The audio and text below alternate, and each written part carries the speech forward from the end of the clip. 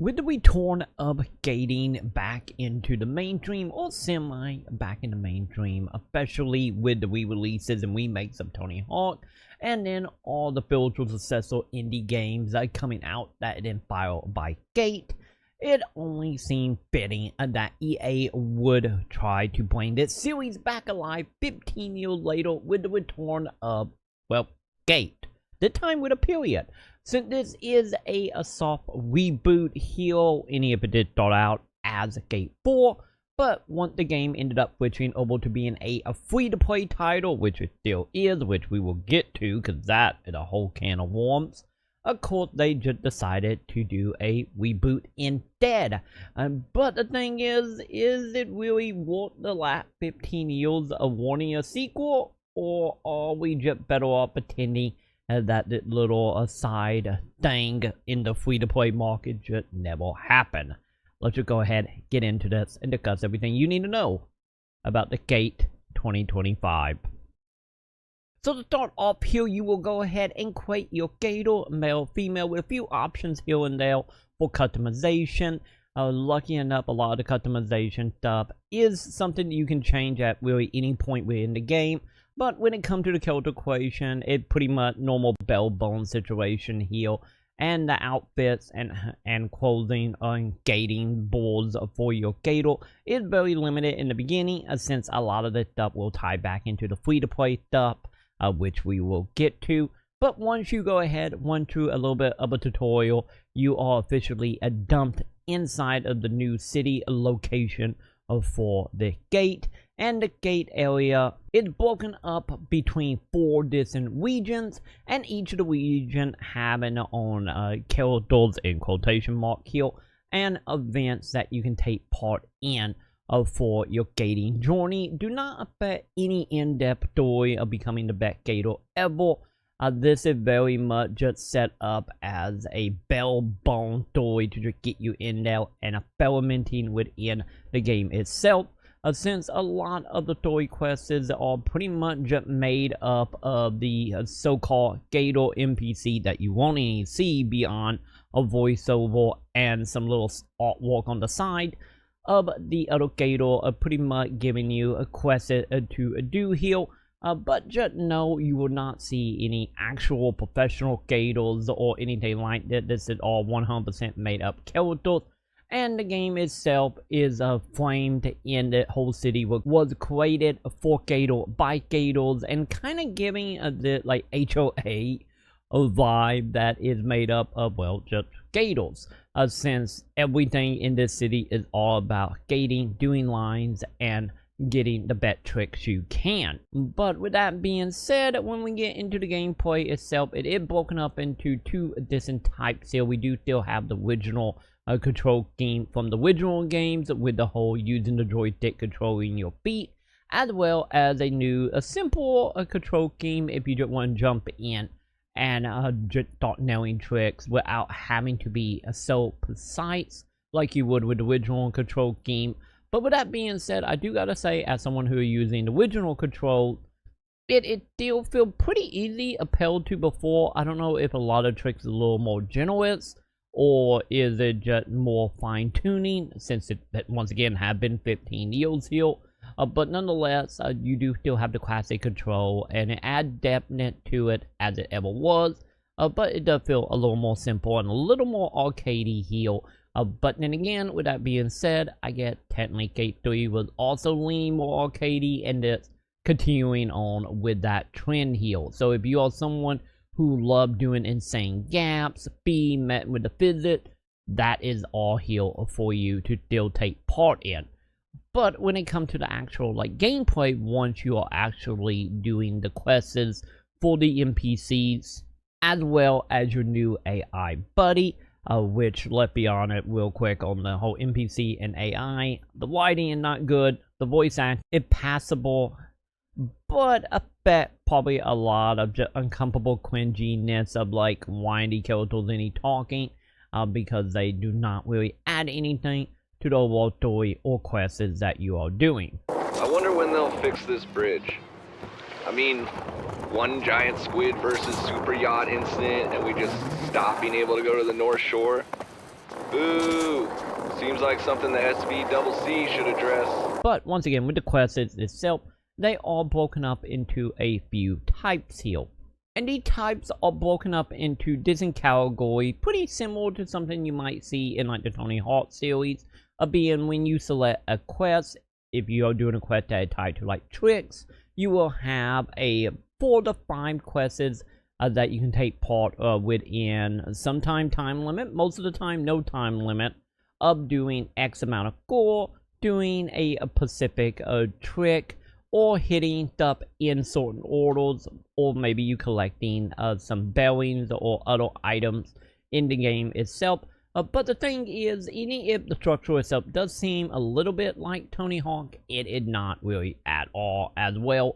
Because unlike Tony Hawk, which are the elaborate quests that you will do, this time around is very much limited to like a handful of objects.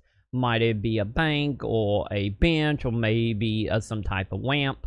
And when it comes to the actual like doing the tricks, well, as you probably know if you play other skate games, they would have it such as like do a 360 kick flip into a nollie or whatever. Like very elaborate in the other skate game. This time around, it boiled down to just being like do a grind, do a grab. They don't really care. So a lot of these are very much boiled down to quests that can be done within like less than a minute. Some of them can literally be done in seconds here. And then we also have other quests that is also broken down into very much similar to Hard Meat from the original games, where you are going to be throwing yourself off the board, doing some bails. Might it be like landing on top of buildings, bouncing off of them into other platforms, hitting certain items and whatnot. So we still have the whole meat thing, but you no longer see like the breaking of the bones. You no longer have any real like tangibleness as far as like going or anything.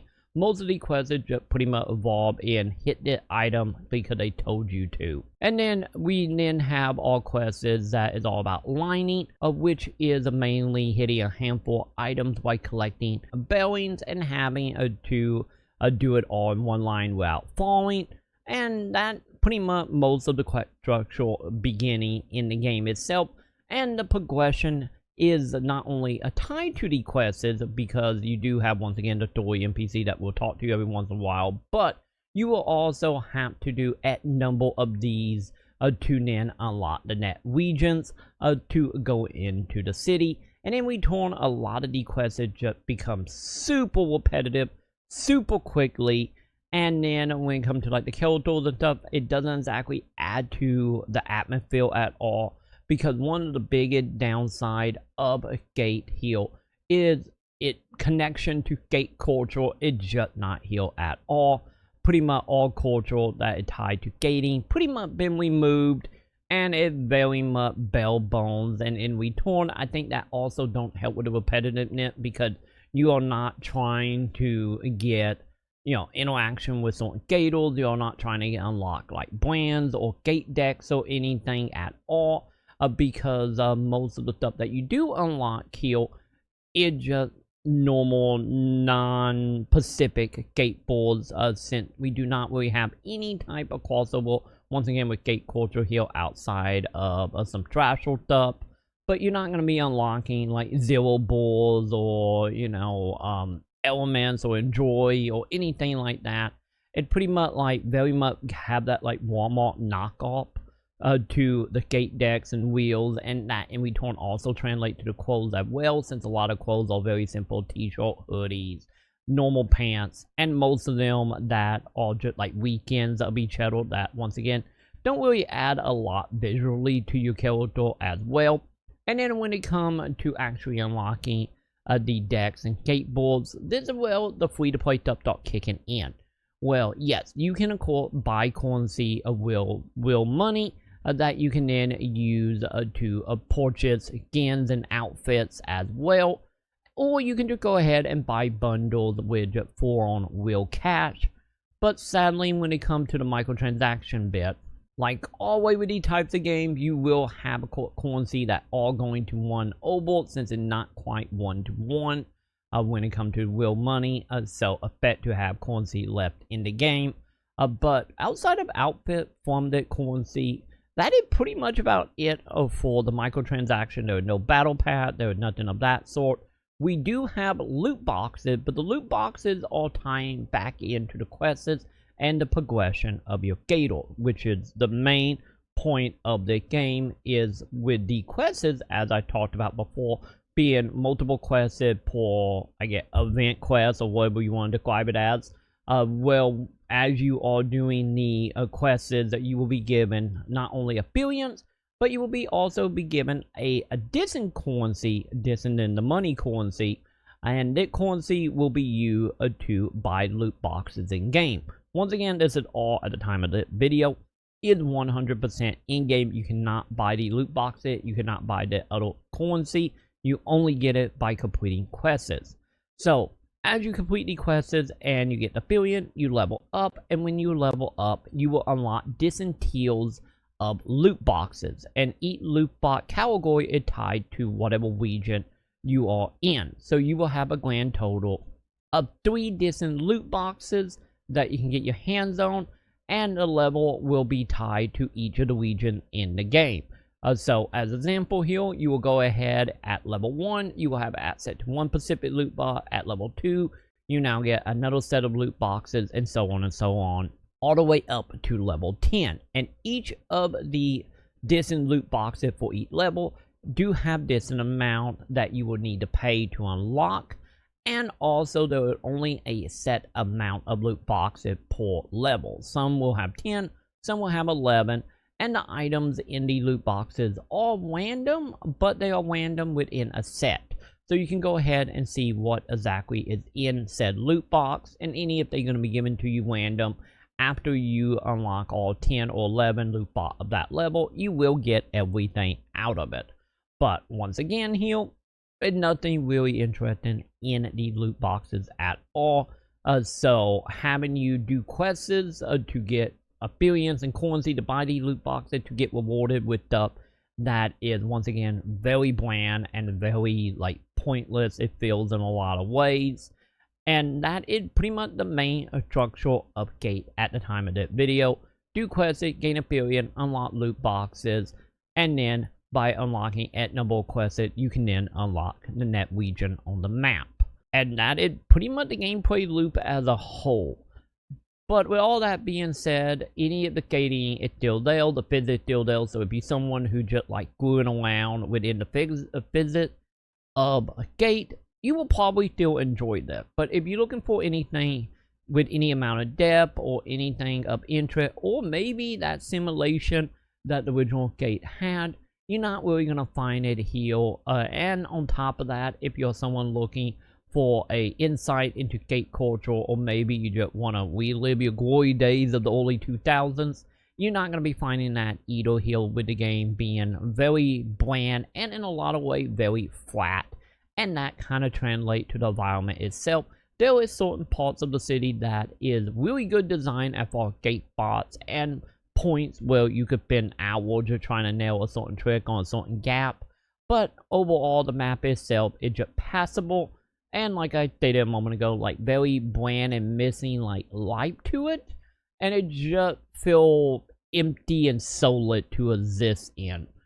So that is another side thing here that does hurt it a little bit. So if you are looking for something that is a little more interesting, that have a little more depth to it for progression, you might still be better off just playing the Tony Hawk remake, or maybe some of the other random indie games that have come out over the years that kind of trying to do the same thing. Well, like this game, pretty much I feel like most of the fun is going to be for the people who very much enjoy making like YouTube, TikTok clips, or just seeing how far they can put the game. So any of the game itself is bland, repetitive, lacking any real soul. I wouldn't say the game is bad, just sadly a little boring. That would be pretty much where I will put this, and in some way I guess you could say that in any Warsaw. But there is a few good things here I do want to bring out about this. Is of course, if you're someone, once again, if you're someone who enjoys making videos and TikToks of whatever you are doing, the clip editor is still inside of the Gate game. You can edit videos and change angle and filter still great. You can still upload it either off of your platform of choice to be used in other videos or social media, and you can also save the clip. The only downside here is if you are saving at least on console. If you are saving it to your console itself, you only have 2 minutes of one time to deal with here. So effectively kicking out your file to social media if you want to go ahead and get more than just that. So overall, though, that is great. The gate feel and the physics is still fun to enjoy in moments, but everything else is just, once again, feel a little bit pointless overall. And honestly, maybe there's another reason why did you call gate with a period. So if the game fails, maybe gate 4 could happen, but honestly, with the way this is feeling right now, it just is. And that's the main reason I gotta give a gate with a period 2025 a 2 out of 5.